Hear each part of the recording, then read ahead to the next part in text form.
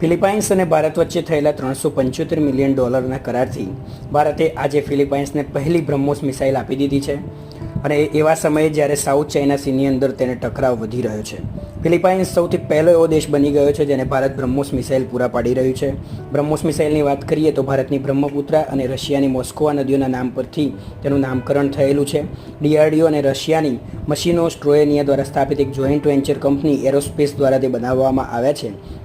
તે જમીન પરથી હવામાં પ્રહાર તો કરે જ છે, પરંતુ સમુદ્રના પાણીમાં પણ તેટલું ઝડપી અને ઘાતક છે. મનીલા સાથે કરારો થયેલા છે અને ત્યાર પછી હવે ઇન્ડોનેશિયા, વિયેતનામ, થાઇલેન્ડ અને મલેશિયા પણ આ મિસાઇલ ખરીદવા ભારત સાથે મંત્રણા કરી રહ્યા છે. આર્જેન્ટિના, બ્રાઝિલ જેવા દક્ષિણ અમેરિકન દેશો પણ ભારતીય plane LCA Tejas light combat aircraft તેજસમાં પણ રસ દાખવી રહ્યા છે. તો ભારત પોતાના ડિફેન્સ સેક્ટરમાં આગળ વધી રહ્યું છે. આવા જ ડેઇલી કરંટ અફેર્સ માટે અમારી ચેનલને લાઇક કરો.